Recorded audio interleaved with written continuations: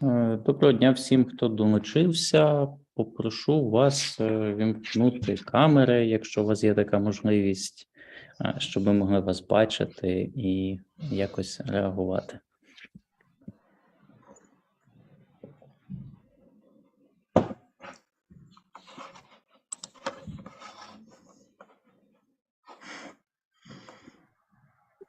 I don't know what Ola said. He said, like, he asked our participants to turn on the camera so we can see them and react. Got it. Well, I will say hello to everybody. My name is Sara Marshall. I'm speaking to you from Canada, and in Canada we have a tradition in education of acknowledging the Indigenous territories from which we speak. So I am speaking to you from the unceded territories of the Snanaz First Nations.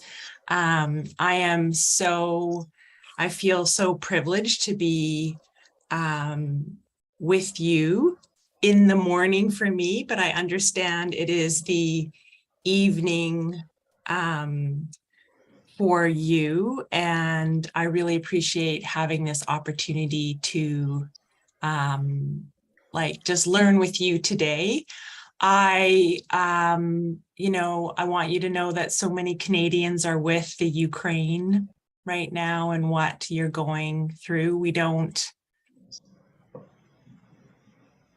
Our hearts are with you. There's a lot of Ukrainians in Canada. We have a large population of Ukrainians. There's been a lot of Ukrainians that have come to my hometown. So just want you to know that our hearts are with you. So I'm excited to talk to you about class management, even though it's not always a happy topic for many teachers. Do you want to... Yeah, maybe I translate. Yeah, окей. Мене звуть Сара, я з Канади. Зараз для Сари ранок, для нас з вами вечір. І вона каже, що вона дуже радіє, тому що має можливість поспілкуватися з українцями. Її серце і серце багатьох канадців також з українцями, тому що в нас в Канаді є величезна діаспора українців. І каже, що для неї це є привілегія сьогодні з нами навчатися і навчати. I have to remember to not keep talking. Just give me a hand. Okay. Give me a hand signal, like stop talking. Okay. I get excited about teaching and then I don't stop. So I am going to share my screen with you. Зараз поділюсь екраном. I understand that we have guests watching on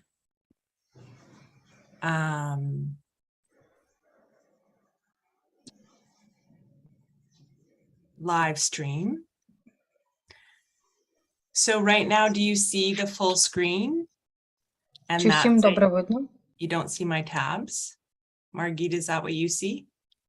Yes, we see. Just the screen, no tabs. Perfect. Great. Thank you. So I've tried to do some translating just for you watching, so we don't have to do every bit with Google Translate. So I imagine it will be somewhat entertaining for you because I would try and translate things back from Ukrainian into English, and sometimes I'd be like, that's not what I meant. Сара намагалася перекладати презентацію за допомогою Google-перекладача, і іноді виходила, а іноді вона перекладала навпаки з української на англійську, і виходило зовсім не те, що вона мала на увазі.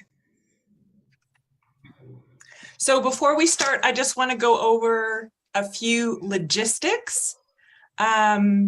I am hoping that you have access to, I'm going to go over a lot of tools, And so I've created a 3-paged document with notes about these tools. And so there's a copy in English and there's a copy in Ukrainian.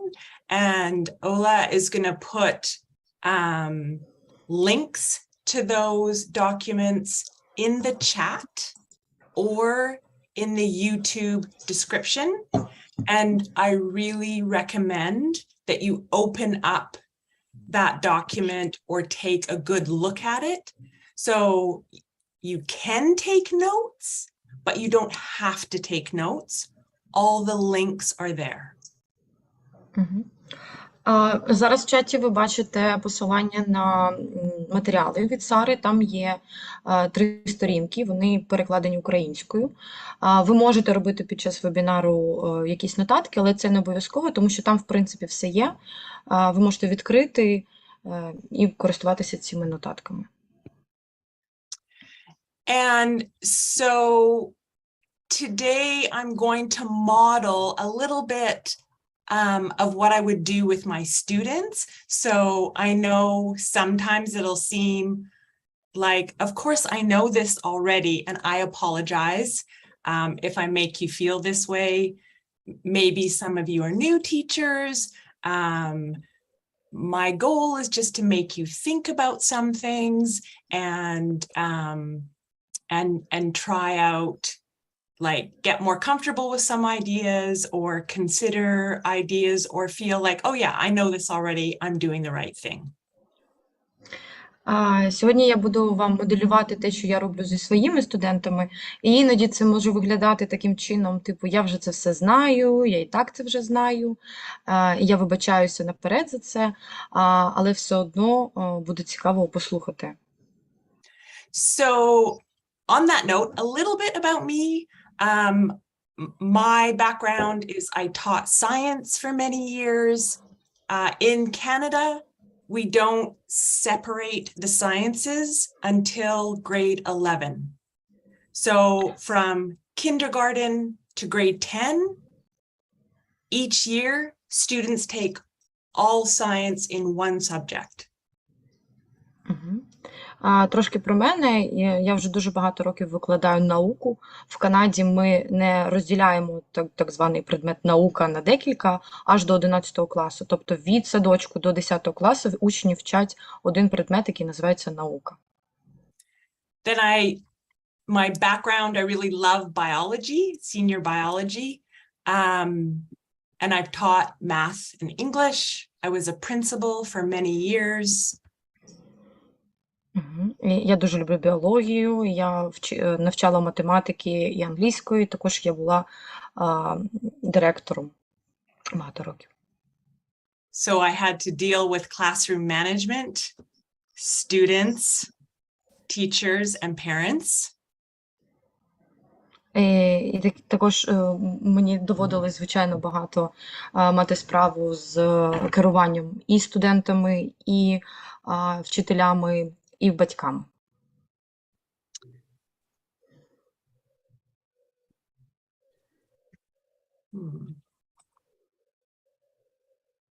So I live in Canada, on the west coast of Canada, on an island, but it's a very big island called Vancouver Island.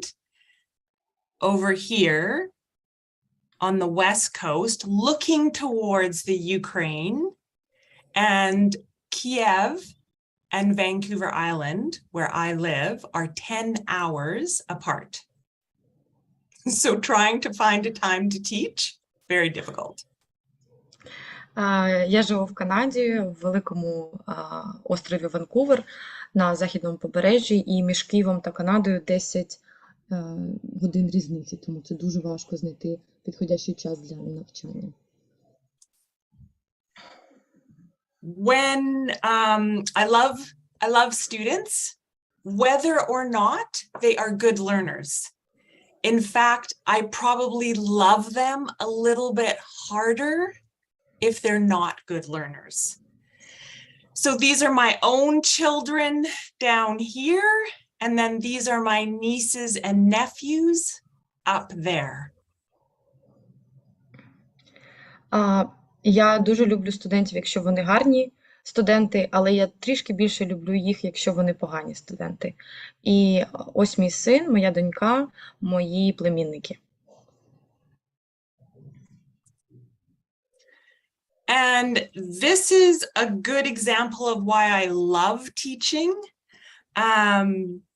I love science and biology among many subjects. Ось чому я люблю викладати. Я люблю біологію і науку серед всіх можливих предметів. So this is a set of pig lungs. And here we have a shop vacuum cleaner, and the lungs will inflate and deflate, and inflate and deflate. Ось тут на картинці ви бачите легені свині. І тут до них під'єднаний такий спеціальний типу пилосос. І таким чином вони будуть надуватися і здуватися легені. So this student is not the best student in the class, not the highest mark. But with the younger students in the school, so amazing, so patient, so good at making the other students listen and get engaged in the activity. And so all the really good academic students really admired her after this activity. Ось ця студентка в червоному не найкраща студентка в плані академічних знань, але вона дуже класно мотивує інших учнів, і тому всі за нею тягнуться. І ось усі учні менші за віком дуже полюбляють заняття разом.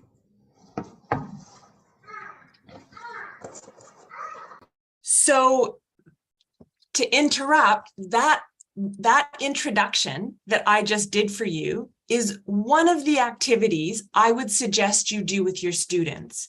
Because if your students know a little bit about you and see you, sometimes students don't see us as real people with families and interested and passionate about our subjects.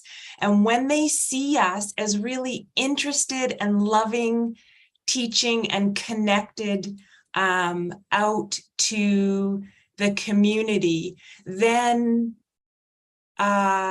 they find it more difficult to be acting up in our classes. So that's one of my suggestions.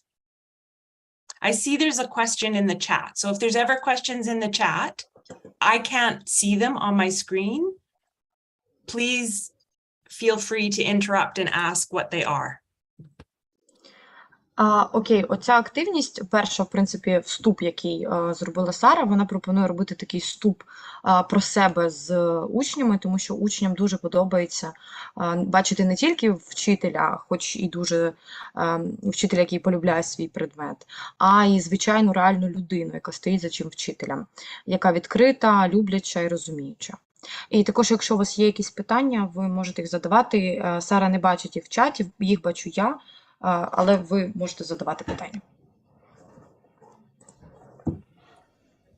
So my learning goals for you today are that you have some practical tools after you leave.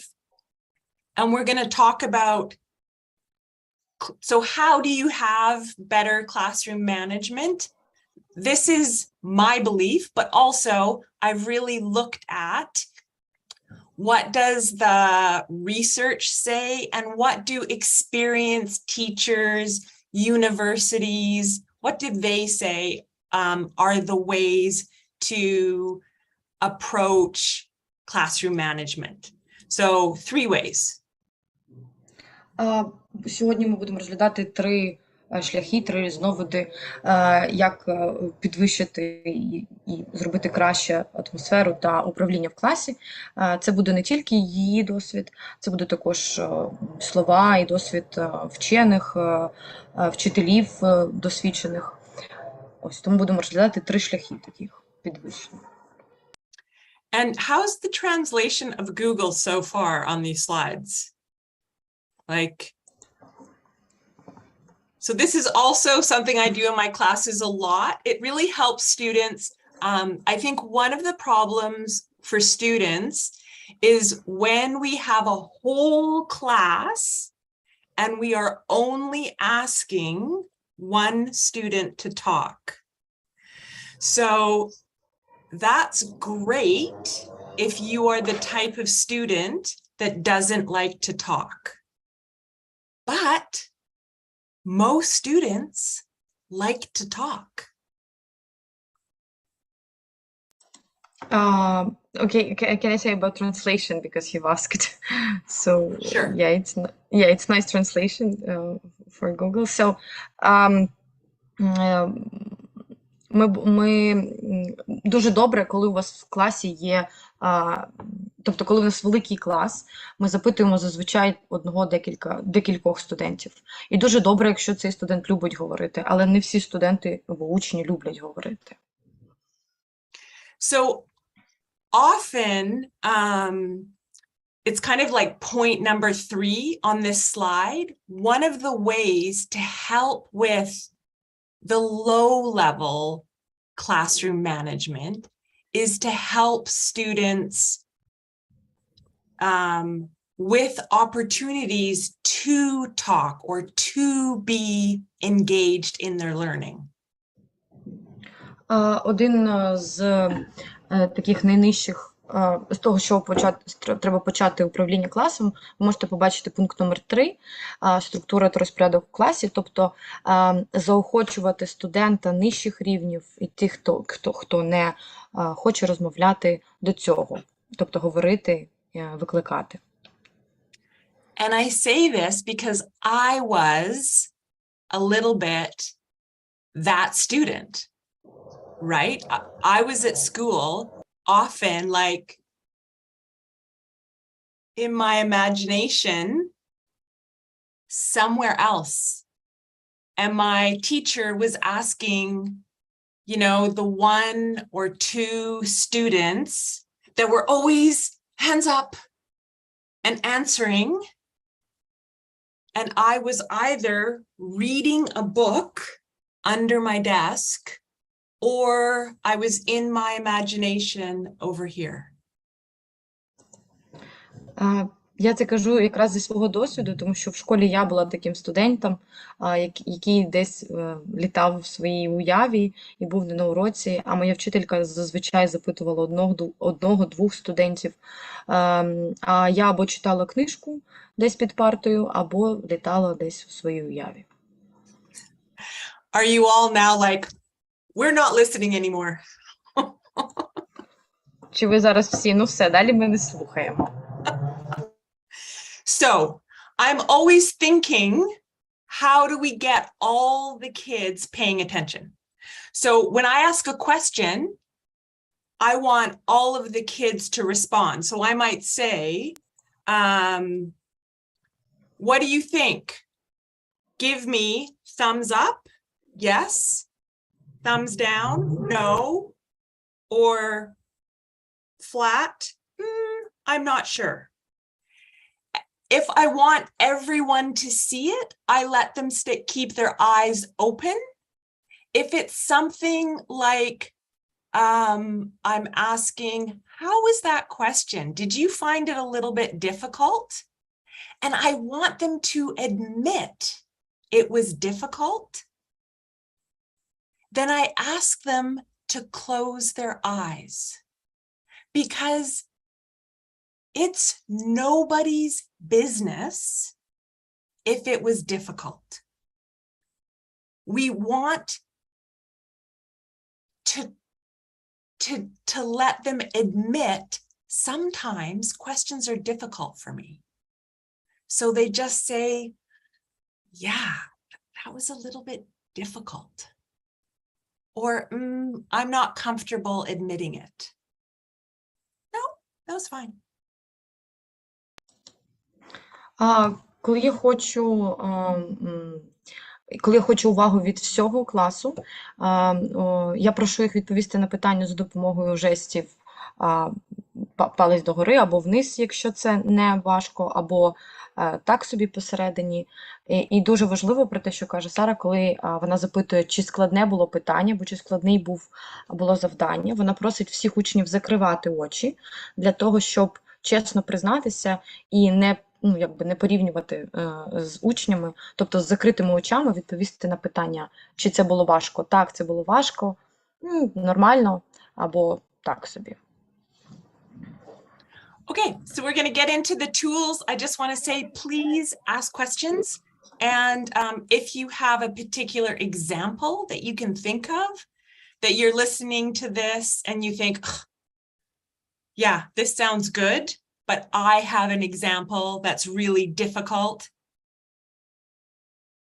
you know, put up your hand or indicate and ask, and let's talk about it. Oh, sorry. Якщо у вас є будь-які приклади, якісь важкі приклади, важких задач, ви можете ділитися з ними, підіймати руку і розповідати ці приклади. So I really want to advocate for a social emotional approach. And that is all about relationships and connection, whether they're this age or whether they're this age. So social emotional is relationships and connection. Соціально-емоційний підхід – це відносини і, мабуть, не підключення, а взаємозв'язок. Якось так краще перекласти. And so this is tied, relationships is tied to class culture. So how do we get a good class culture where what is happening in our class, how we treat each other is what we want to have happening. We're treating each other with respect. Ми відносимося один до одного з повагою. Це одне з найважливіших правил класної культури. Для того, щоб були гарні відносини в класі і можна було гарно управляти класом. So there's three important interactions that matter. Teacher to student, student to teacher, and students to students. Є три важливих варіанти взаємозв'язку в класі. Це вчитель, учень, учень, та... I'm sorry, can you repeat the last one? Students to students. Вчитель, учень, учень, учень.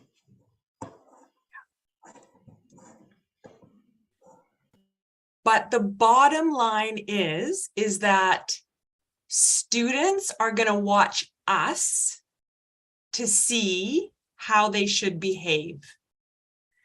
So if we, and this is difficult, right? We're tired. We have a lot of work, and you in the Ukraine have so much going on. Наші учні читують нас і розуміють, як себе треба вести по нашому настрою. І зараз в Україні у нас дуже багато всього на вчителях, тому учні зчитують настрій. But if we can be interested in the students and show that we care about their success and model that making mistakes is okay, this will be very helpful in our relationships with them. Але якщо ми будемо моделювати цей настрій, моделювати цю поведінку свою і казати про те, що робити помилки – це окей, а поважати одного – це дуже допоможе в управлінні класом.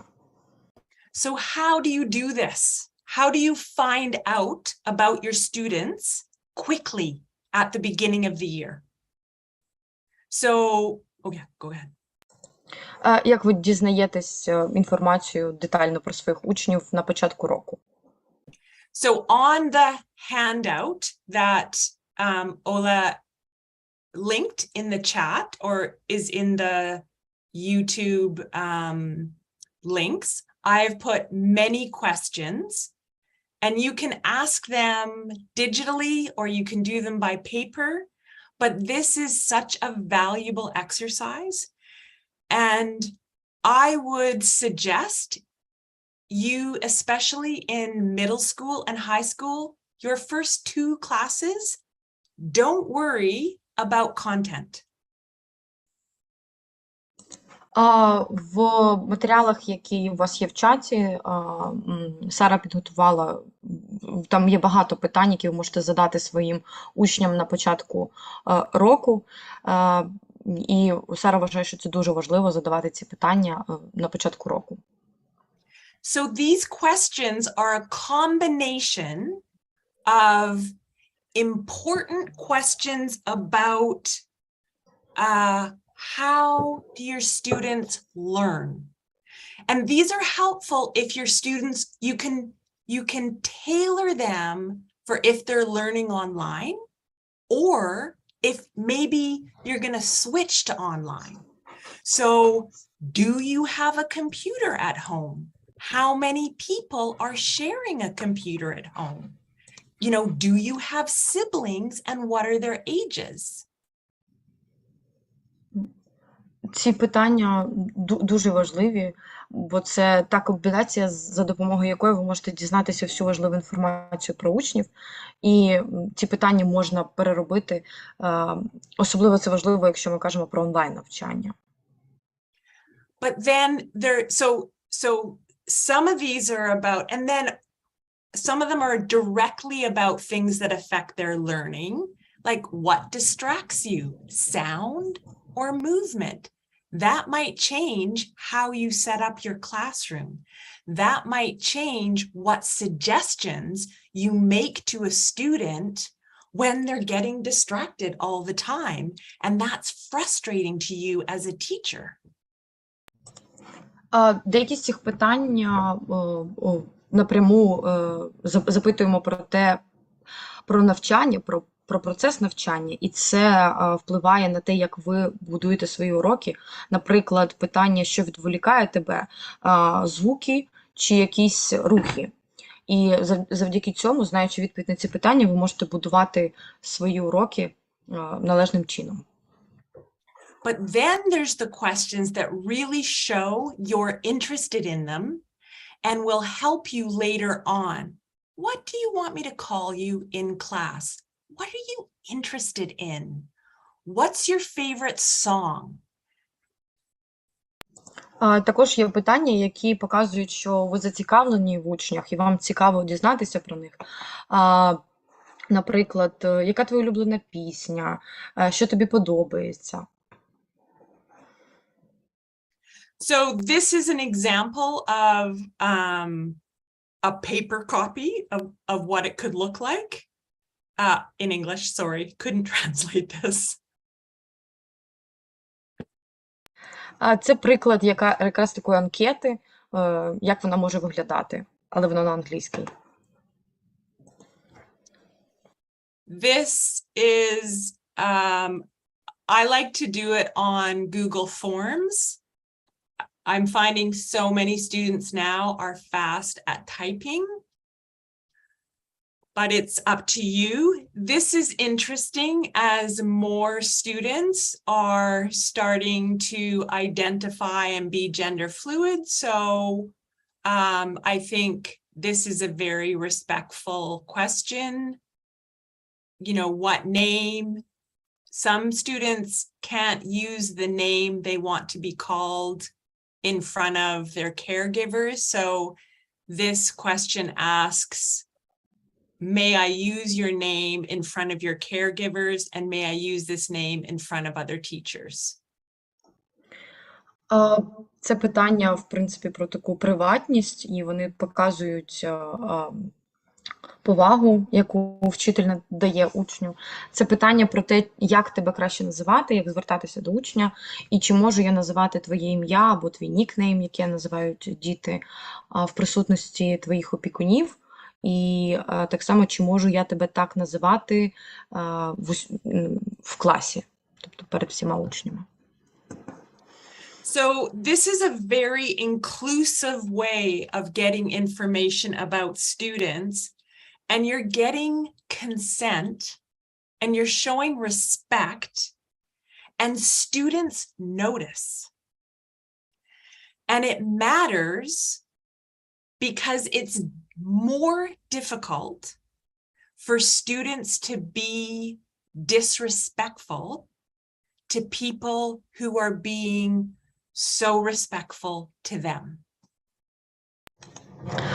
Показуючи ось таку свою зацікавленість і коли ви відноситесь до учнів як до дорослих людей, таким чином ви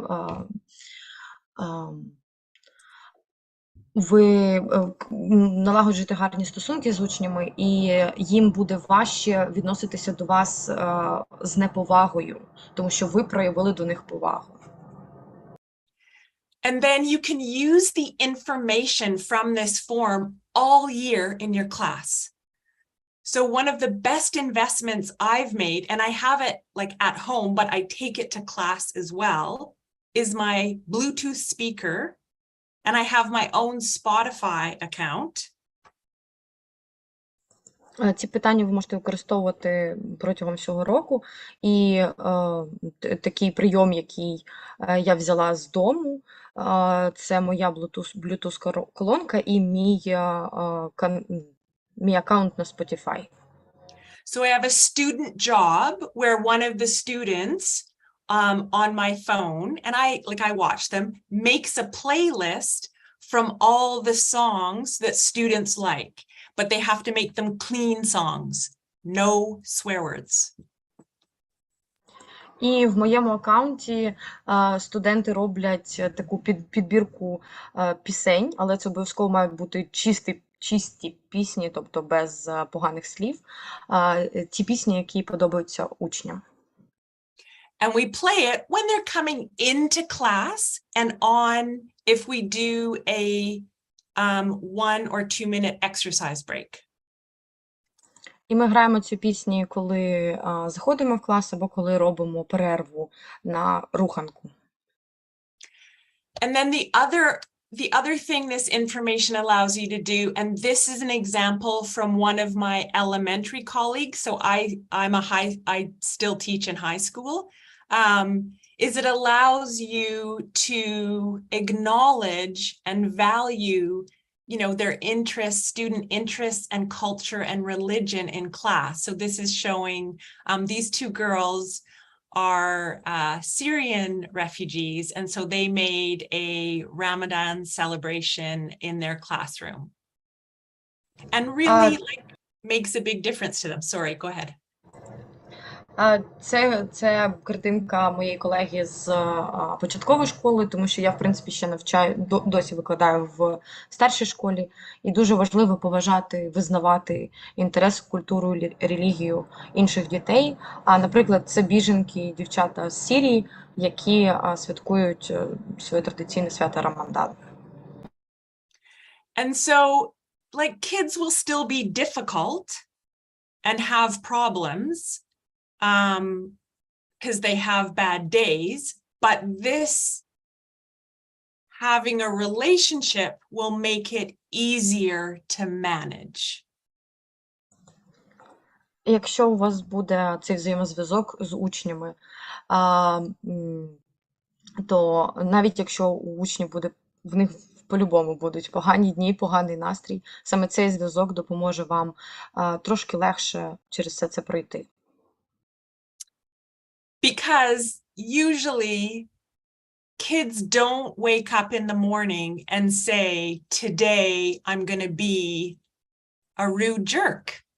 Only turtles do that.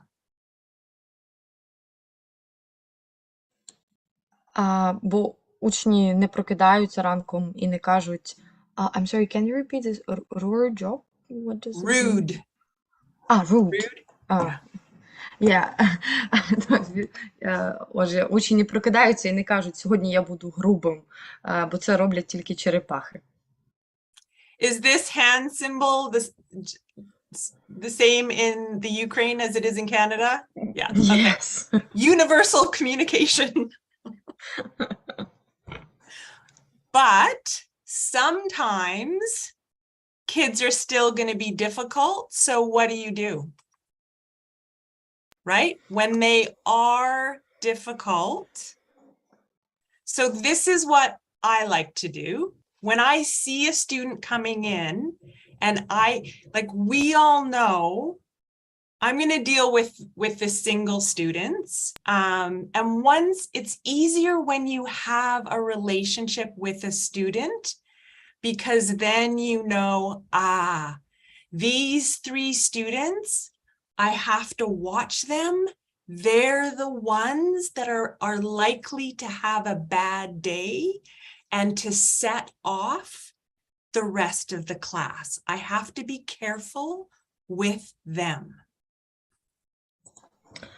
Маючи оцей взаємозв'язок і розуміння учнів, ви чітко можете зрозуміти, коли заходить учень і каже, і прям по ньому видно, що в нього сьогодні поганий день, і ви собі кажете, ага, з оцім учнем сьогодні треба бути поважнішим і дивитися за ними, бо це може зруйнувати, в принципі, всю атмосферу в класі.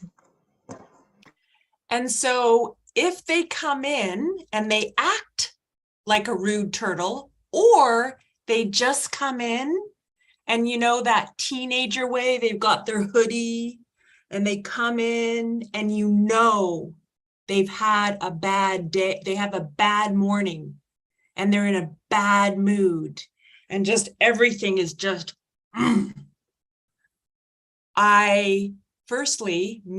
I'm like,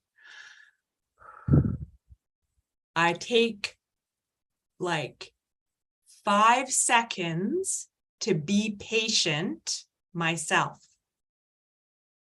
In my 20s, I didn't. And it was like, bad. Тобто, коли я бачу, що у студента, або він одразу заходить і веде себе як оця груба черепаха, або він веде себе як типовий підліток, закидує капюшон, ховається, що я роблю? Я вдихаю, рахую до 5 і якби нагадую собі, що я маю бути терпляча. Бо коли мені було 20 років, я цього не робила, і це виглядало, ось як вона показала, типу, зі сторони студента і зі сторони у вчителя починається такий діалог. Now I know that power struggles with students never work out well, especially if they're in front of other students. Тепер я знаю, що сила ніколи не працює з учнями, особливо якщо вони з такими грубими учнями, особливо якщо вони знаходяться напроти інших учнів в класі. And they feel terrible in terms of my values as an educator. And I'm a parent, and I would never want my own children treated that way. І вони починають відчувати себе погано через оці мої, кажучи про те, коли ми відповідаємо на поганий настрій учнів своїм поганим настроєм. І я як викладач, і як мама, я б не хотіла, щоб моїх дітей так виховували в школі, так відносились до них в школі. So now I take a really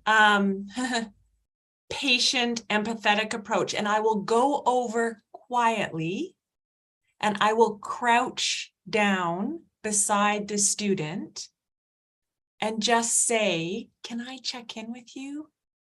You look like, did you not have a good sleep? What's up? Can I get you some water? Do you need to go for a walk? Do you want to come back for some tea at lunch? Like, what would be helpful right now? And I talk in a very quiet voice. And maybe today's lesson, they're not going to write everything down and they're not going to perform at their best. But somebody was really kind to them, and that's what they needed. Like, probably they had something crappy happen to them. And that's more important, that they had someone treat them well than anything else. Зараз я вже не роблю тієї помилки, що раніше, коли звертаюся до такого учня напроти інших учнів. Я краще підійду і особисто, і тихенько запитаю, чи все добре, що сталося, чи можу я тобі допомогти, можу принести тобі водички, або вип'ємо чаю за обідом, або прогуляємося. І, можливо, цей учень сьогодні на цьому уроці не буде себе проявляти найкраще, не буде писати багато, не буде відповідати, але, можливо, це те, що було йому потрібно, коли хтось проявив до нього трошки доброти і віднісся до нього дуже добре. Okay, so next tool. So really at the beginning of the year, have a seating plan. And don't apologize.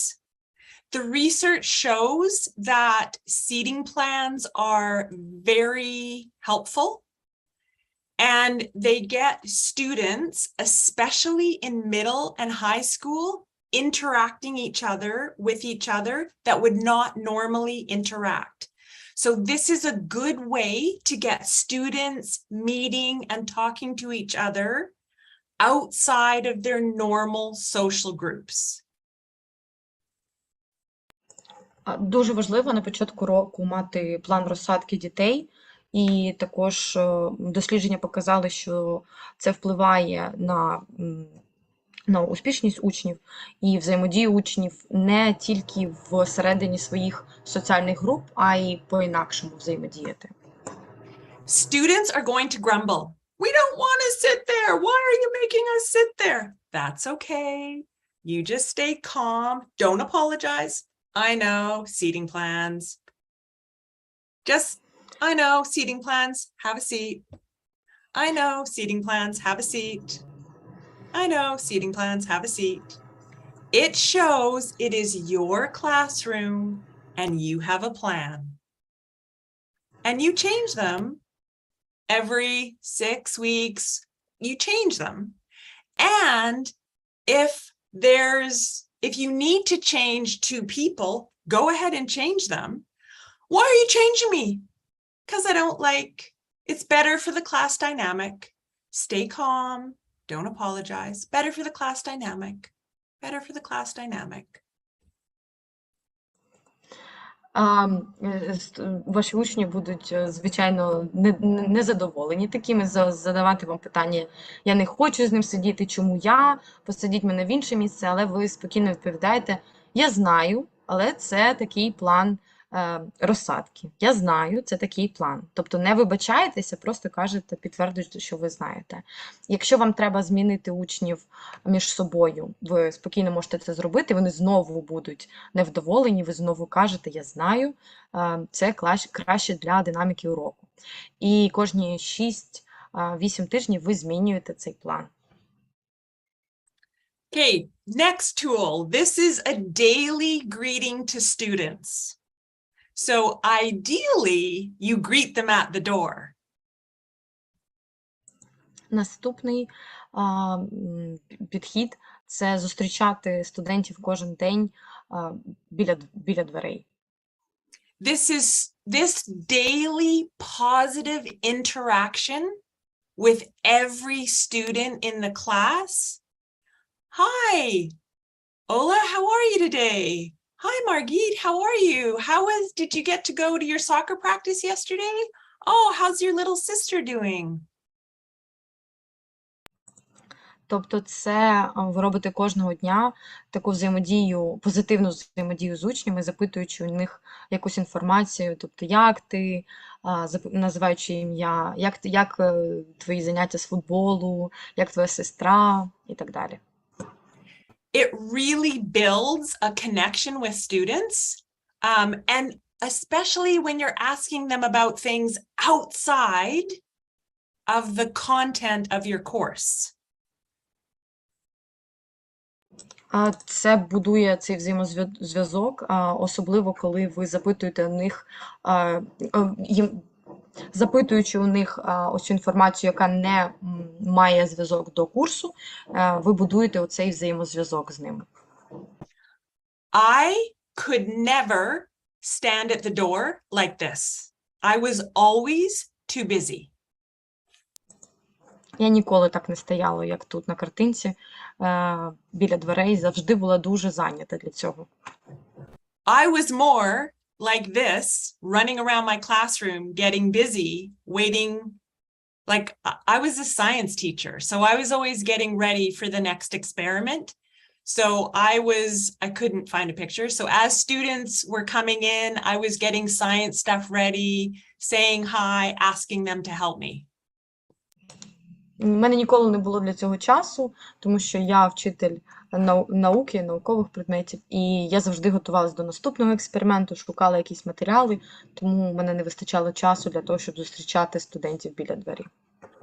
It doesn't matter. What matters is you're talking to every child every day.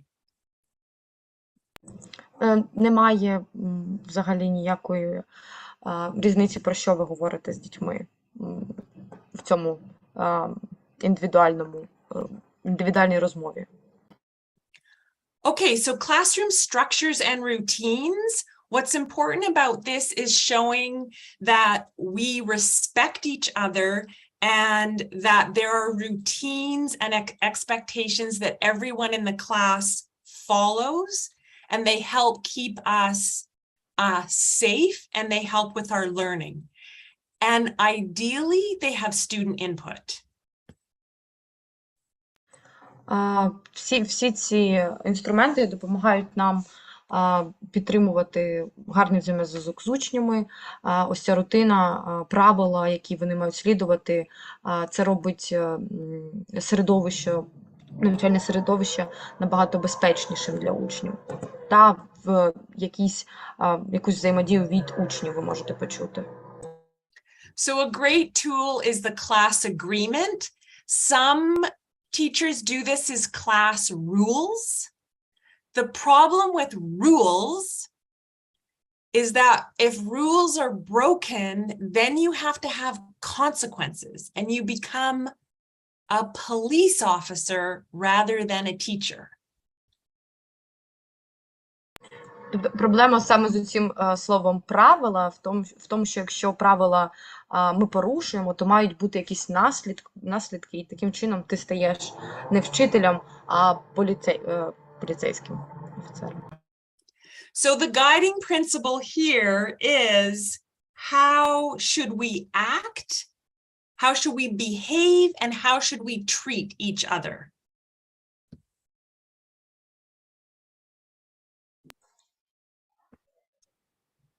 So I'm hoping that you can see this video with the Ukrainian subtitles at the bottom. Yeah? Okay. At this table right here. It looks and should feel focused.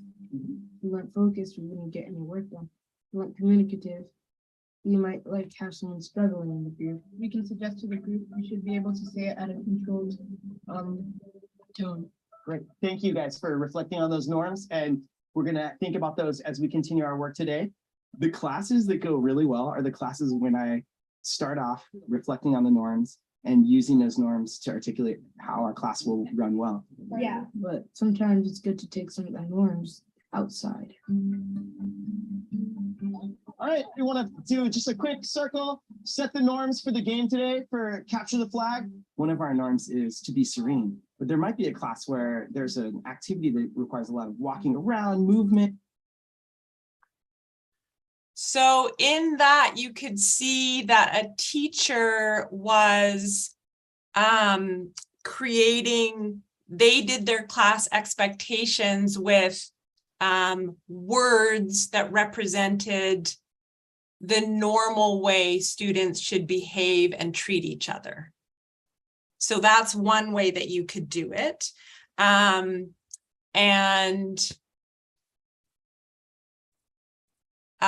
This shows a grade 4 example of a poster that what it looks like after a class has made a set of agreements for how students will treat each other in a class agreements. And then, of course, kids are kids, humans are humans. They're not going to behave this way all the time. So when they have arguments, they sit down and they talk it out and they go back to these agreements. Ви подивилися відео про те, як створюється оцей договір, про те, як ми себе ведемо в класі. І ось картинка вже з завершеного договору для середньої школи. І, звичайно, що вони не будуть себе завжди вести так, як тут написано, але ви можете сісти потім, вони можуть, студенти, учні, сісти, поговорити між собою і завжди повернутися до цього договору. So another strategy or tool is to have classroom jobs. I used to think these were only for elementary school, but then especially when I went online in COVID, I realized these are really helpful to have in high school as well. Ще одним методом може бути класна робота, яку ви даєте, тобто якась робота по класу. Я раніше думала, що це результативно тільки для молодшої школи, але як почався ковід і ми всі пішли онлайн, зрозуміло, що це можна до будь-якого віку. So at the end of the handout, there's a whole list and description of different jobs, but some of my favorites are the athletic trainer. So I really believe in having brain breaks, especially in high school when you're teaching really content heavy and the kids are like, you have to get up and do jumping jacks with them. And so get a student to do that for 1 minute. В матеріалах ви можете знайти всі ці приклади з поясненням, але моє улюблене – це тренер, особливо в старшій школі, коли навантаження йде дуже сильне матеріалу, і діти засинають на уроці, класно вставати з ними і робити стрибки для того, щоб трошки їх не розвеселити, а трошки порухатися. And you have your tech helper, and you have your music person, and maybe you have somebody who helps set up your experiments. У вас є технічний помічник, і хтось, хто допомагає вам з експериментами. So students who aren't the top academic students and who maybe are not feeling successful in your class and who are behavior problems, if you give them jobs, then they feel connected to your class and they feel good about themselves and they're not so much of a classroom management problem. Тобто, якщо у вас є студент, який не дуже успішний в академічних навичках, але якщо ви дасте йому якусь з цих класних робот, тобто якусь роботу в класі, він буде відчувати себе частиною класу, і таким чином у вас поліпшиться ваша робота в класі. So this is another strategy. They're called brain breaks. And so I know that I think in the Ukraine, you have pretty short classes in middle school and high school. Are they 45 minutes long? 40, 45, yes. Yeah, so you're right on the edge of whether you actually need a brain break. I think you use your judgment watching the kids' faces, whether you need them or not. Maybe you don't.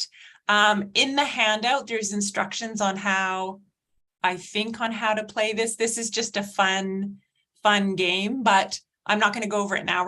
I don't have time, but I just think it's a great idea when you see that the kids are starting to get really out of it. They can only focus. We as human beings can only really focus for about 10 minutes at a time. And so give them something, teach them to ask for a brain break, and then you'll get better engagement and better learning.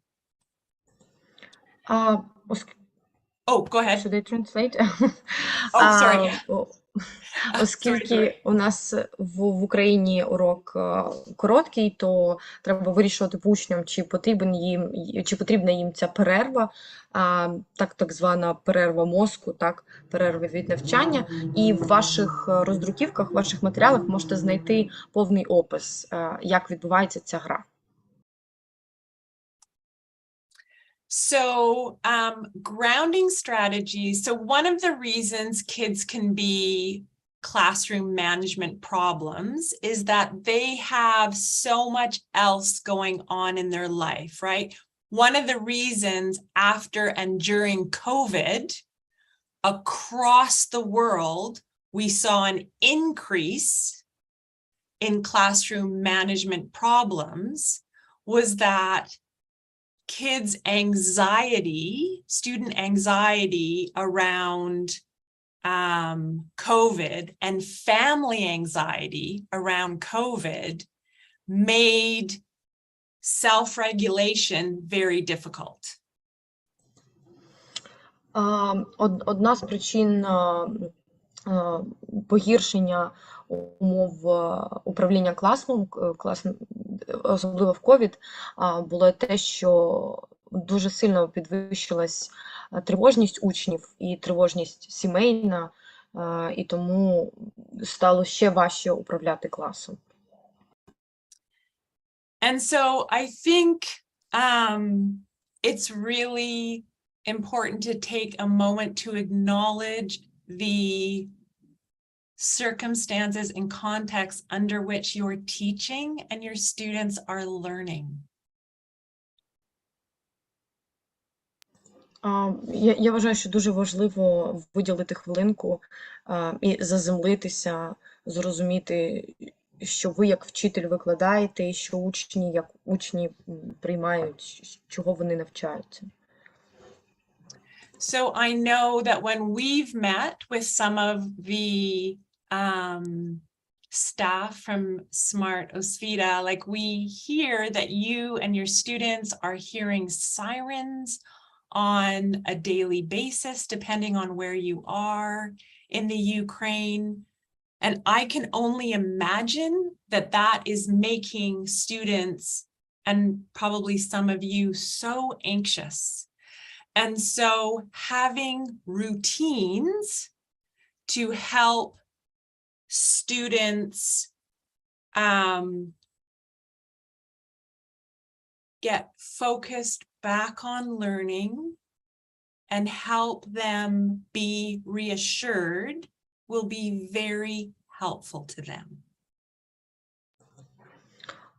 Оскільки зараз в Україні у нас багато учнів і вчителів чують сирени, і Сара може тільки уявити, як важко нам і який рівень тривожності в нас. І це дуже важливо зупинитися, заземлитися і впевнитися в тому, що мати хоча б якусь рутину, якісь постійні дії, які допомагають нам з цим справитися. So these difficult circumstances can really elevate someone's anxiety.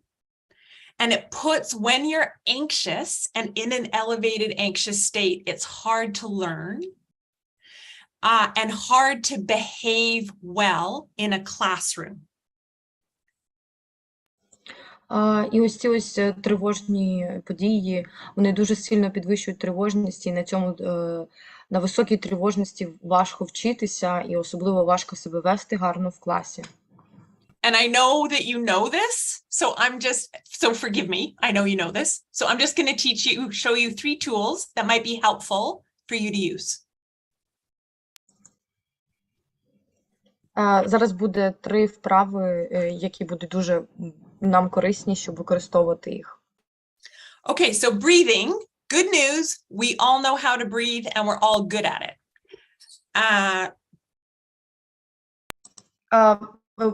Вдихати. Добре, що ми всі з вами вміємо дихати і гарно це робимо. But seriously, Olympic athletes, firefighters, performers, military, doctors, all use controlled breathing to get calmed down and in the zone. And so this is the pattern that is really effective.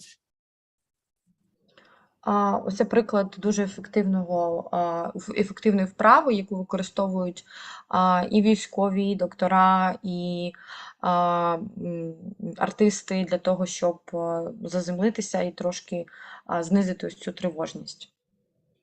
And you would go through this cycle 3 or 4 times with your students, and ideally you'd practice it for a couple of minutes a day so that when they need to use it, it's easy to use. So I do this in the car, probably every day when I was learning.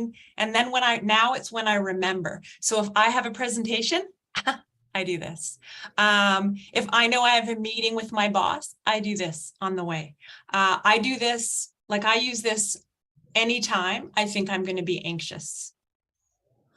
Я використовую цю техніку кожен раз, як думаю, що буду тривожитися, особливо коли зустрічаюся з босом, або в машині, або коли знаю, що маю презентацію. І, в принципі, я раджу робити цю техніку декілька разів на день для того, щоб її практикувати. Even my most skeptical high school colleagues, high school math and physics teachers, have found this helpful. Навіть мої найскептичніші колеги, викладачі математики і фізики в старшій школі, кажуть, що ця техніка дуже корисна. I'm married to a math high school teacher, so I can say that. I'm sorry, can you get back because the translation in Ukrainian a little bit strange. I explain, okay? Яка суть цієї техніки? На 4 рахунку ви вдихаєте, тобто 1, 2, 3, 4 – це вдох. Потім 4 рахунки, 4, 1, 2, 3, 4 ви затримуєте дихання, і на 6 ви видихаєте, тобто 1, 2, 3, 4, 5, 6 ви видихаєте. І так декілька разів. Okay, yes. Thank you. Those were hard. I had to try so many synonyms to, yeah, it was tough. Ola, how are we for time on Zoom? Can I just keep going? We have about half an hour. Okay. What else do you want to do on a Friday night but talk about classroom management? If anybody has to go, go ahead. So another helpful grounding technique, this works particularly well for elementary and middle school and high school. Really, my experience has been, it's what you model. So this is not, I need to update this graphic, but you start with 5 deep, slow breaths and then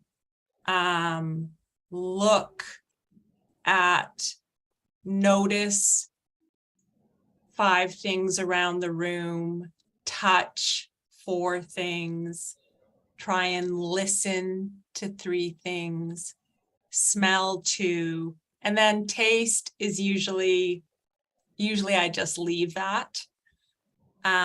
But what it does is it brings us from whatever we're worried about to kind of in grounded to right wherever we are, back into our classroom or back into our space. So it's really helpful to do when you've come back into the classroom and you're ready to learn again. And also when I do it, I tell the students, this is what I'm doing. I know we're distracted. I know it's hard. We had to leave the classroom. Now we're coming back.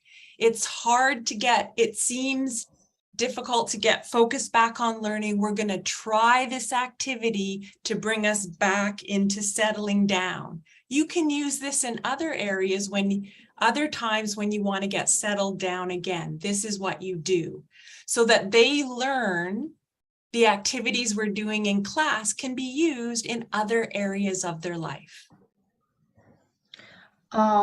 Дуже важливим те, що коли ми вчимо учнів от таких ось активностей, важливо казати їм про те, що вони можуть використовувати їх в реальному житті. Ця техніка дуже гарно працює з початковою школою. Починаємо ми з того, що робимо 5 дуже глибоких вдохів-видохів. І потім за схемою руки ми просимо учнів помітити якихось 5 речей, доторкнутися до 4 речей, намагаємося почути якихось 3 звуки, намагаємося понюхати або почути запах якихось 2 речей. І останнє – це спробувати щось на смак, але Сара зазвичай його залишає, не робить, бо не завжди є можливість. Another strategy that's nice for them to have, especially if you're having to ever evacuate your classroom and go somewhere else, is for students to have a visualization, just a favorite place that they can think of, or an ideal place that they can think of if they're going somewhere that's scary. Like, think of a favorite place outdoors and teach them to think about that as they're going and coming, and it gives them, that's a great strategy for them to have. Також дуже гарна стратегія – це візуалізовувати свої улюблені місця, особливо коли вони тривожаться або бояться чогось, учні, навчити їх візуалізувати в голові, уявляти улюблені і теплі місця, в яких їм подобається бути. So I want to take one moment to think about you as educators. And you have all these students and your own families, and you're in very difficult circumstances. Я хочу, щоб ви подумали про себе, як про викладача, бо у вас є всі ці учні, у яких є свої сім'ї, і усім важко, і у всіх є свої якісь власні проблеми і події в житті. And your students are going to have a lot of emotions given the circumstances, and they have lots of emotions normally. And I want you to think about being less of a sponge and more like you have around you a bit of a bubble of jello. І через всі ці події я хочу, щоб ви були більше, не були такі, як губка, і були більш як желе, або навіть робили таку кулю навколо себе, захищаючи себе від цих подій. So their emotions and their behavior go in and out, but more slowly. You're a little bit protected because it's going to be a very long year. And you have a lot of students.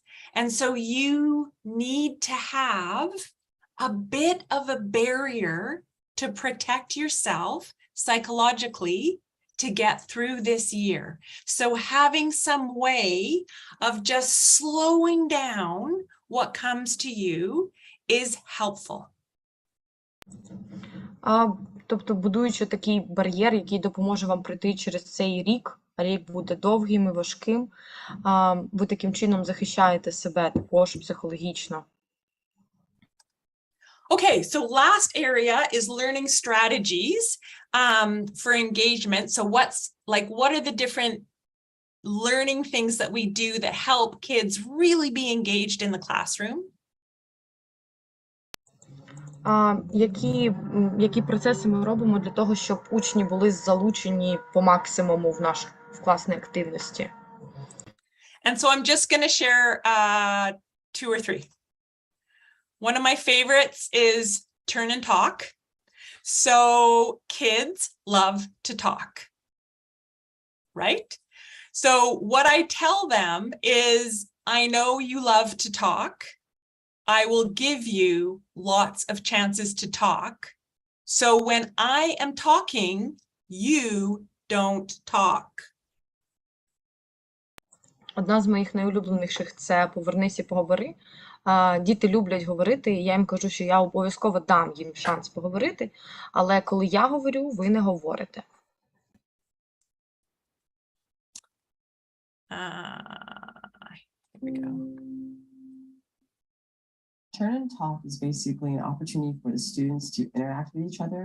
Usually you do that as a warm-up or a closing, but usually you ask them a question, an essential question related to the content that you're teaching.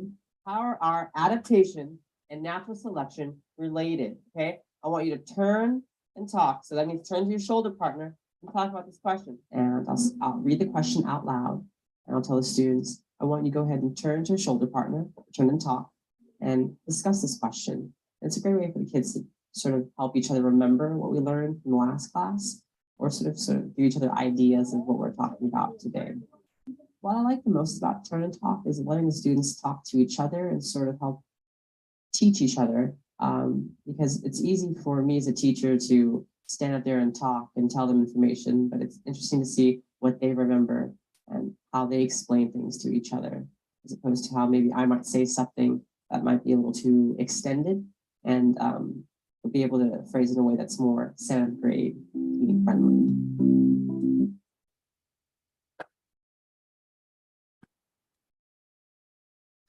So I use Turn and Talk for all different questions, like content questions, or end of the day, or fun activities, but it gives them a chance to talk, and everybody in the class is talking, which is ideal. So everybody in the class, if they're talking, they're thinking.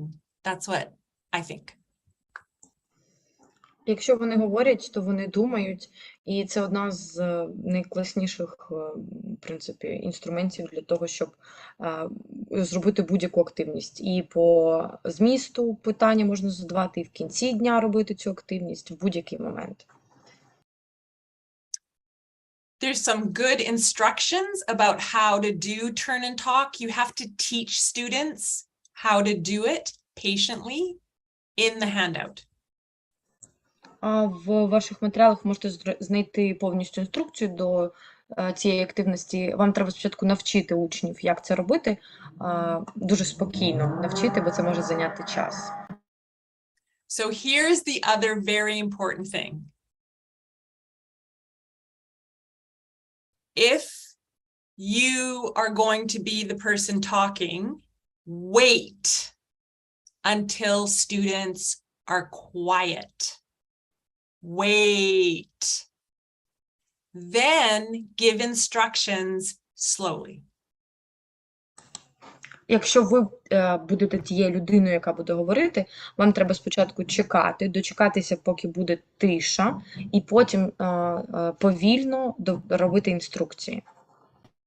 And I like to, even if I'm lecturing, which I do more than I should, I'm always wandering in the class, and I will get very close to the students who are talking to each other when I don't want them to talk, and I'll just put my hand on their desk, or I use a lot of nonverbal communication. So my students know what this means.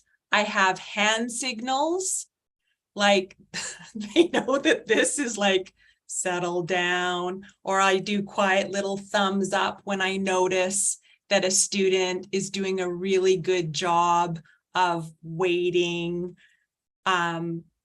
But I do a lot of nonverbal communication with my students all the time. В мене є дуже багато невербальної комунікації в класі з моїми студентами. Вони вже знають, що це означає, які жести що означають. Але коли я проводжу лекцію, тобто начитую матеріал, і я помічаю, що є учні, які не мають зараз говорити, я просто підходжу до них і кладу свою руку на стіл, щоб дати їм зрозуміти, що зараз не час для розмов. If you have a student that likes to blurt, like interrupt the class by always like speaking out, we have a lot of those in Canada, maybe not in the Ukraine. I give them 3 of something. So I like to give them something they can write on.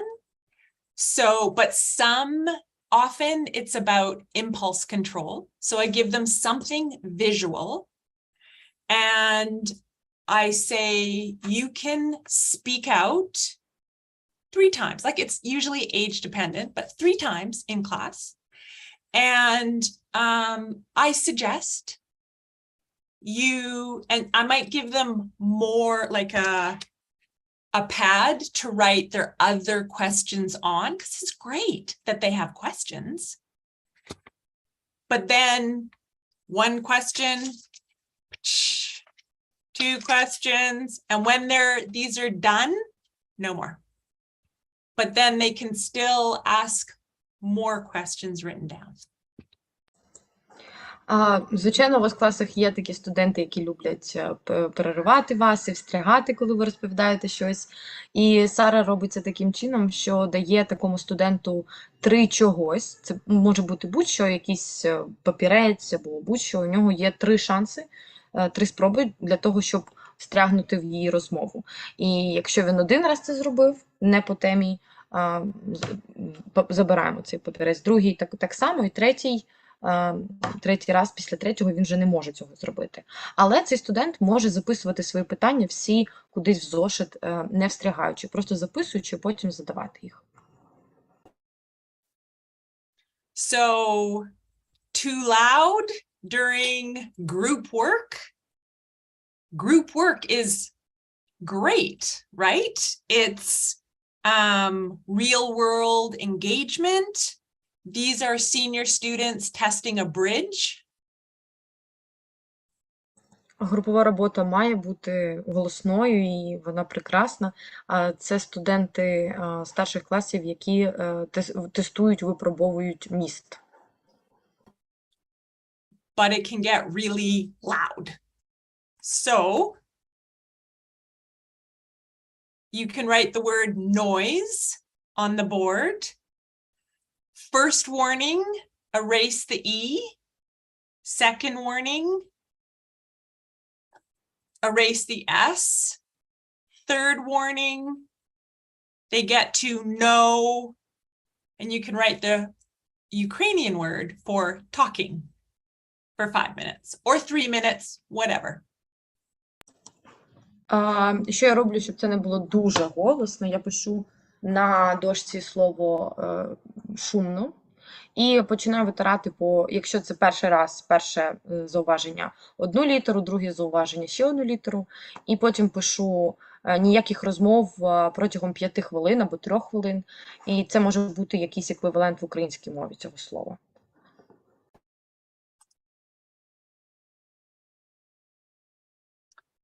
Okay, so sometimes, can you tell I like animal pictures? I figure it's better than putting pictures of students in some of these situations.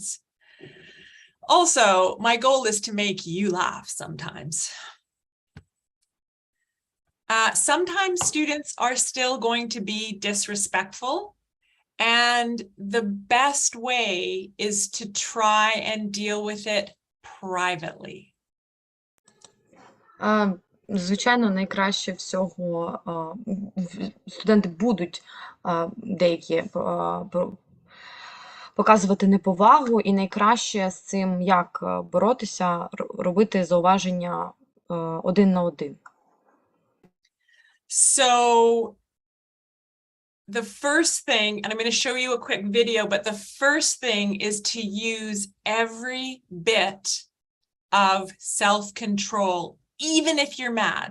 Probably you'll be mad. I'm mad. I get mad inside.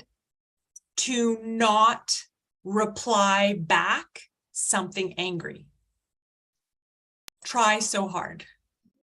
Ask them. Oh yeah, go ahead. Дуже важливо зібрати себе докупи і якомога краще себе контролювати, використовувати цей самоконтроль, щоб не відповісти якось грубо цьому учню, який себе так веде, навіть якщо дуже хочеться, навіть якщо ви дуже злі на нього. Ask them politely and respectfully to go out in the hallway. And you might have to ask them again and again. And then once they're out there, you can say, you know, I'm not sure what's going on. And it's okay if you don't like the lesson. And I'm sorry if you're having a bad day. But how you spoke to me or how you spoke to that other student, that's not okay. And I need you to stay out here and have a break for a while before you can come back in. Вічливо попросити такого учня вийти в коридор, вийти разом з ним і розказати йому про свої почуття і сказати, що я не знаю, що відбувається, і я знаю, що уроки іноді можуть бути нудними, але це не те, як ти себе ведеш, це не те, як я хочу, щоб ти себе вів зі мною, і не те, як я себе веду з тобою. Тому дати йому декілька хвилин, щоб заспокоїтися там в коридорі. So I'll show you Tom Gibson. And then kind of wanting to talk about something else that is off topic and off task. Tip number 9, if a student says or does something disrespectful to you or to another student, with everything you have, do not respond in kind. Do not respond in a disrespectful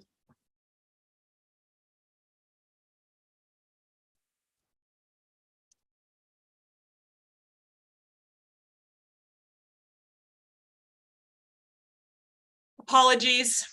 I thought I had this fixed last night. Maybe not this video. Ukrainian. How is the translation for these videos? How is YouTube?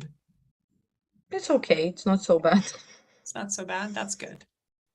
Snarky, angry, frustrated way, because it will make things worse. Avoid any type of engagement, confrontation in front of the rest of the class, but politely and genuinely politely ask them to step out into the hall. Could you please step out into the hall? Why? I didn't do anything. I understand. Would you step out and we'll talk about it in the hallway? I don't understand. I didn't do anything. Why are you sending me out in the hall? This is the 3rd time I'm asking you, please step out in the hallway. You can be firm, but be polite. If you engage in front of the class, the student will have all the more reason that they do not want to back down. They do not want to seem weak in front of their peers. And so if you remove them from that situation and have that dialogue and that conversation out in the hall, they're not trying to save face. And then if they do continue to be disrespectful, the other students aren't seeing that. And all they know is that they said something disrespectful, they got sent out in the hall, and the teacher addressed it, which communicates to them that disrespect doesn't go unaddressed in the classroom. Because if you start something in front of the rest of the classmates, it's not uncommon for them to start ganging up on you. And now instead of dealing with one student, you've got their friends or other students like, yeah, he didn't say anything. I didn't hear him say anything. Why are you being so unfair?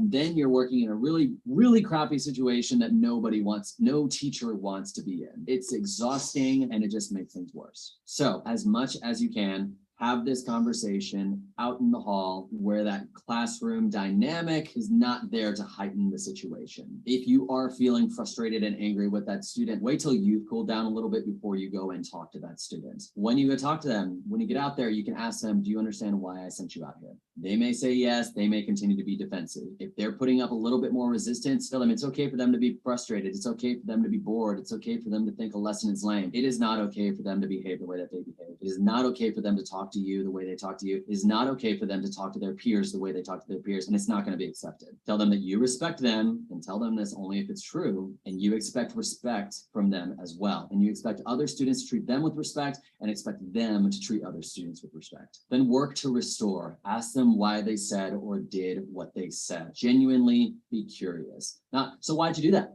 Why did you do that if you knew it was unacceptable? But I want to know why you said what you said. What was it that was frustrating you? Having this conversation with them out in the hall is not going to solve all of your problems, and it doesn't mean that everything's going to be perfect and restored and you guys can go back into the classroom together and everything's fine. But it is so much better than engaging in some kind of power struggle in front of their peers. And you are reiterating expectations to them, and you are genuinely being curious about what it was that caused the incident. And tip number 10, I really like that educator, Tom Gibson, and a little bit that brought back like my early teacher nightmares of high school. Okay.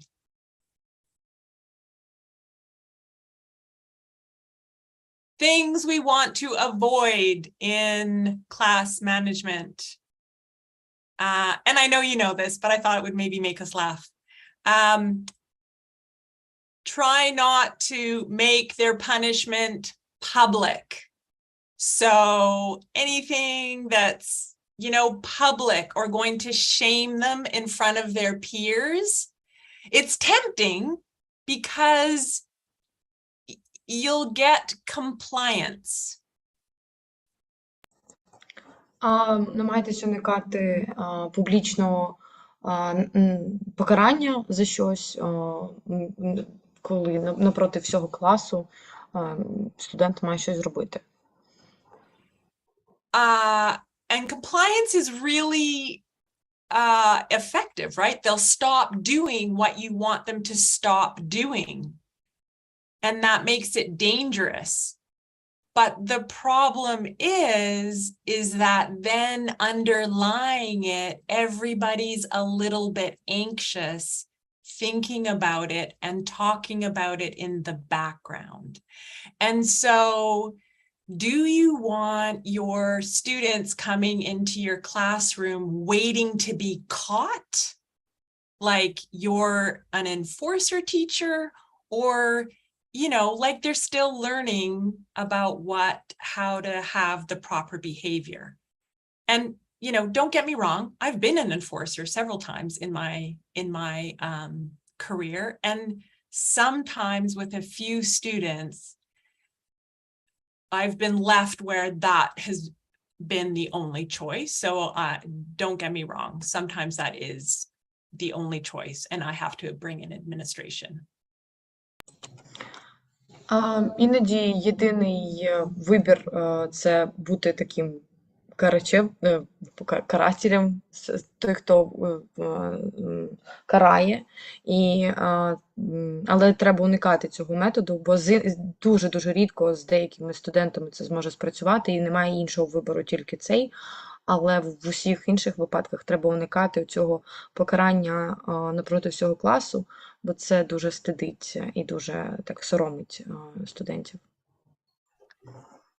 Anything that's a collective punishment. So if you're frustrated with 4 of the kids in the class, but you punish the whole classroom, that often just creates a lot of resentment with students. І також треба уникати колективного покарання, коли, наприклад, 4 студенти з усіх винні, а всі інші будуть за це відповідати. Бо це викликає таке відраження у студентів. And like we just went over, any kind of public giving students, you know, lectures or getting them in trouble in front of their peers just generally doesn't go over well. Ну і також, як ми вже це обговорили, будь-які прояви публічного покарання або лекцій напроти їх однокласників – це також не дуже добра ідея. Because even if it's not the student getting in trouble, their peers notice how you treat them. And they're remarkably protective of even their peers that are having trouble, which is lovely. We want them to be protective of them. So if they see that you're getting angry at, or we're getting angry at them, they, you know, it affects our relationship with the rest of the class. Це дуже сильно впливає на наші відносини з усім класом. Коли ми, наприклад, вичитуємо якогось студенту напроти його однокласників, і вони запам'ятовують це, і вони стають напрочуд такими захисниками цього студенту, і це може викликати конфлікт. Great. Okay. So are there any questions, or I've just gone so long that there's probably no questions? Чи є питання?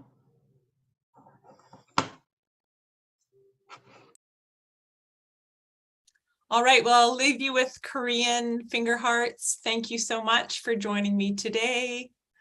I wish you the best in your classes. I'm sure your students are so grateful to have you and your learning and your hearts and what you bring to them.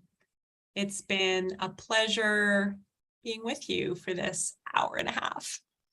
I have a question. Would you like to share this presentation? I will share it. I will share it with Smart, Osvita, and they will put it wherever they put it. Would that work? Ola, can we do that? Yes, we can do that. So not today, but maybe next week. Now I will explain where it will be. Дивіться, коли Сара надійшла мені презентацію, я долучу її до анонсу на нашому сайті. Анонс на нашому сайті є за цим посиланням, яке я вам зараз скидаю. Сюди, в Zoom, і також я закину це посилання в YouTube. Oh yeah, it's on YouTube, right? Perfect. That's fine. It's on YouTube, right? Okay, thank you. We have one question. What punishment can we use for students from primary school if they break the rules of classroom management? So for me, like, I don't like punishments because I feel like that's not, and I don't like rules because I feel like that's not developmentally appropriate. Like, kids are still learning how to behave properly when they're in elementary school, like at any age. So I guess it would be so helpful to know what did they do, and let's talk about how to coach them about what they should do differently. Оскільки учні все ще вчаться в такому віці, в принципі, як себе правильно вести, і Сара не любить оці правила, покарання, особливо для молодшої школи, тому краще просто бути таким коучем і вчити, направляти в той бік, тобто як вони, пояснити їм, як вони себе вели і як вони мають себе вести. And I really appreciate the question because everybody's wondering that question. So thank you for asking it. Дякую дуже за це питання. So, like, help me out. Ludmila, do you teach elementary school? What's a thing that kids would know? So what I see when I go to elementary school is kids will not sit in the circle properly and they're running around all the time, or they'll hit other kids. Would that be a typical, Yeah. that would be a typical, would that be a typical breaking the rules? You know, in Ukrainian school, we have a problem because usually in primary school, we have like 30 people, 40 people, students, and it's really difficult for a teacher to manage them. And What kind of people did you say? Sorry? 30, 40. 30 kids. We Oh, have in one 30 class. students, 30 students, right. Yeah. And I think it's a question more about this, because if it's like 10 students and one student stand up and run, it's okay. But if there are 10 of them, it's like a problem. Who has classes of 10 students? I don't know, private schools maybe. I think this is not financially possible, but yeah. Right. So I think having your, maybe taking them out every hour and a half so they can run is a good idea. Right? So especially if they're in elementary, kids need to exercise often. And then they need to move often. And then their routines. So is the movement a problem, like where they're moving around the class too much? I think nowadays our elementary school teachers, they are doing this because they have this like every 30. Oh yeah, because you have the new curriculum. Yeah. Yeah. Is it fighting between students? Про що саме це питання, Тетяна? Якби які правила порушують? Is it common for student classrooms to have like class agreements that their class has developed in elementary classrooms? Чи розповсюджено це мати ось такі от договори, про які ми казали сьогодні в початковій школі? I can't answer about primary school, but I can answer about middle school. Middle school, yeah. I was working in a middle school and we had this kind of agreement. And you know, it depends on school, maybe. Maybe on teacher, depends on teacher. I think it's so helpful if you have those class agreements at the beginning of the year, and then there can be that agreement. But I mean, punishment isn't very effective because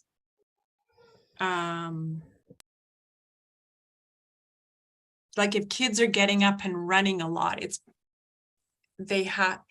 so is the classroom set up so that they're able to move every 45 minutes? I mean, kids just need to move every 45 minutes anyways. So middle schools are sounds like they're set up that way anyways. In elementary school, they should probably be moving more often that way. So is the classroom routine set up so that they're able to move in the amount of time that is developmentally appropriate? So if your routines are set up so that it's within the normal developmental range, that's the first thing that we would look at. If they're doing, do you want to translate that? Якщо ваша рутина повсякденні уроки зроблені таким чином, що вони можуть кожні 45 хвилин вставати і рухатися, бо для цього віку дуже важливо постійно рухатися, то це також може допомогти вирішити питання. We have an answer? So Tatiana is talking about rules, like this kind of agreement that we discussed with you, that they created with kids together and signed them. And but one of a student always breaks them. Sure. And other kids reminds him about these rules. So this is talking about inclusion. So that student sounds like the way that their neurobiology works the way their brain is wired, is that self-regulation is difficult. Це якраз про інклюзію, бо можливо якраз такому студенту, такому учню тяжко саморегулюватися, тобто самозаспокоюватися, і це більше про I'm sorry, it's about neurobiology? Yeah, like, so how their brain chemicals and their brain is wired, like how their nerves are in their brain. So I'm saying it's not that student's fault. It's how they were born. Probably their parents are a little bit similar when they were students. Це якби не помилка цього учня, це те, яким він народився, і, скоріш за все, його батьки були такими самими, коли були учнями. And, or there might be trauma in that child's background that is making it more difficult for them to pay attention to the guidelines. І, скоріш за все, там була травма в дуже маленькому віці, яка йому, і завдяки якої йому дуже важко слідувати цим інструкціям. And so,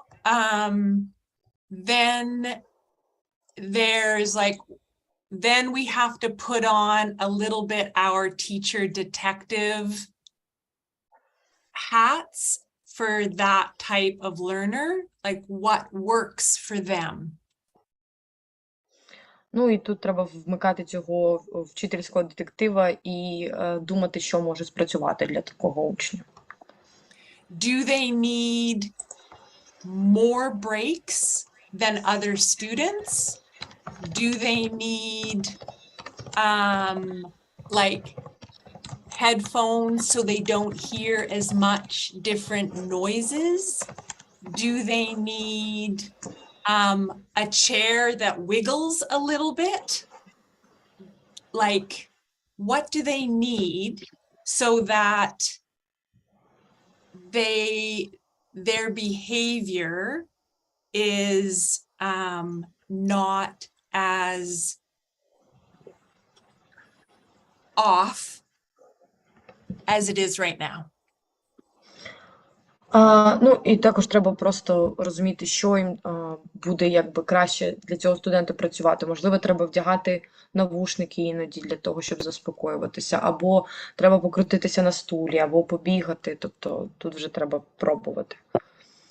What we know is that punishment won't work, because for that child already, they're getting in trouble. And getting in trouble is terrible for children. They don't like it. It feels bad, right? They don't like getting in trouble. They're not doing it on purpose.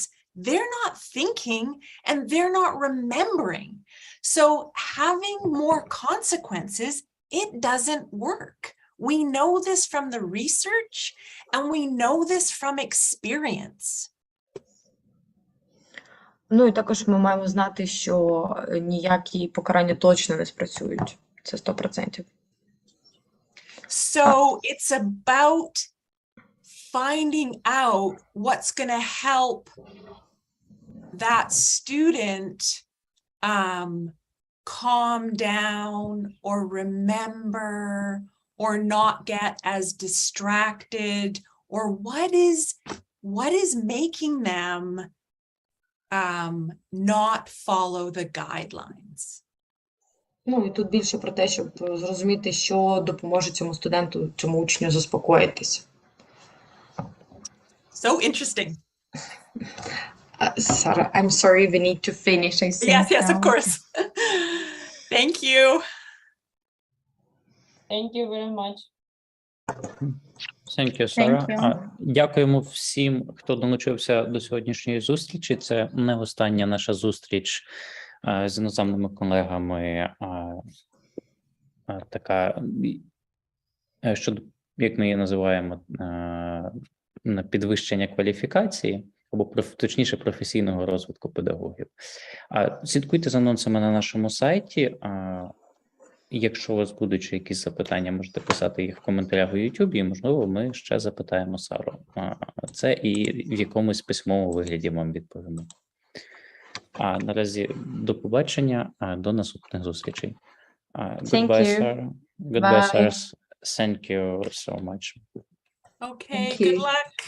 Bye-bye. Thank you.